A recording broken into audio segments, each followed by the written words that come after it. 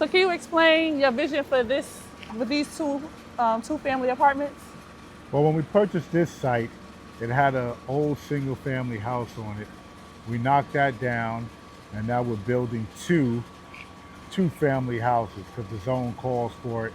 So, I mean, these projects should be finished within the next 3 weeks, both of them, and they're already sold because, you know, there's a high demand for housing right now. So it's a great opportunity to jump in and start building.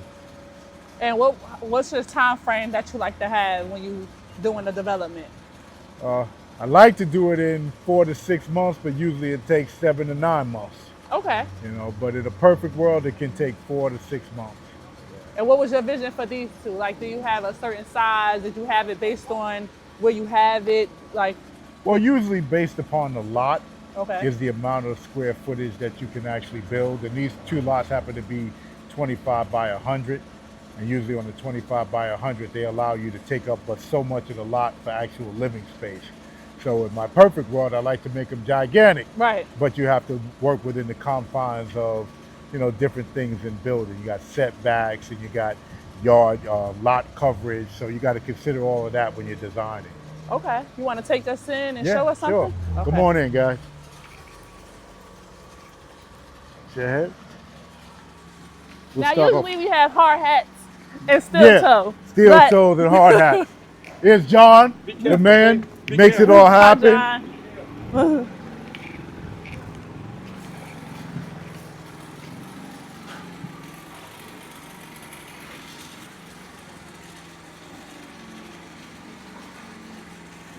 So this side, or this house rather, is a little bit further behind than that side. Over here, we just finished spackling, sheetrocking, taping. So now we're finishing that up, put on the second coat. We'll be standing here soon and then hanging up our doors and stuff. We got our floors in already. I know a lot of people try to say, oh, you do the floors last. We finish them last, but we put them in during the process because, again, they're unstained, and then we come in and we finish them already in versus trying to lay them at the end, and, you know, sometimes that causes an extra problem. But so. And what room will we be standing in today? What room would this be? This right here, I believe, is the kitchen / open room. So it's like you walk in, I believe the kitchen area is going to be there.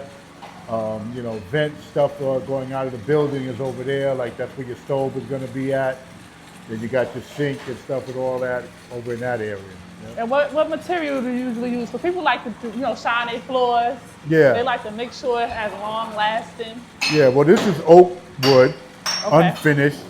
It's 2.5 inches wide, which is the wider, more modern look. You know, older floors had more of a thin look, maybe like 1 3/4 inches, but these are 2.5 inches wide. Okay. And it has nice windows, it has nice space. Yeah, everything brand new. You know, it takes a lot of the guesswork out of it when you just do it brand new. You know, I did rehab for many years, and developing new is a lot better. It takes longer, but in the end, it's a lot better. You feel a lot better. You give your client or your end user a better product, and you know that it's a product that you can stand behind. It's going to have warranties, and it's going to serve the family well. So when you're purchasing all of the materials, you go with more like you think about the longevity of it, not just being cheap.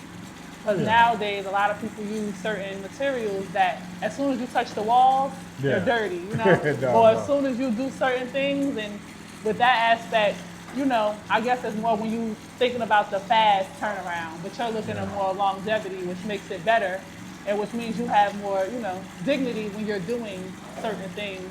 Oh, absolutely. You know, because the thing is, you want obviously to make a family happy. You know, when we first start off, you know, you have envisioned like, you know, let's say children coming home, having a home where they can do their homework, where they can grow up where at, and a place that helps add to the family composite. You know, because when you have a home that you can actually enjoy, changes everything. Right. You know, especially when you're comfortable in the space, because kids do have a factor. Oh yeah, it changes everything. It enables them to be able to engage in school better, and have a more productive youth growing up, and then, they can go on to be productive people. So I kind of try to say that I'm involved in that whole process. This is not just about, buying a lot and building a house so you can make some money. You're trying to enhance and better the community, better people's lives. Yeah, Yes. so essentially we're waiting on our electrical meters to come. You'll see we already got the boxes set up.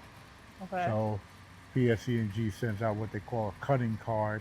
Once you get that cutting card, then it gives you the ability to get your meters installed.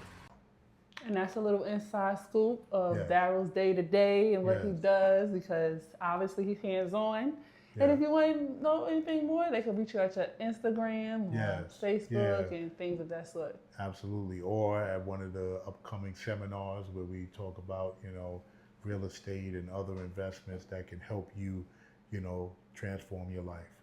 Life transforming wealth. See you next time.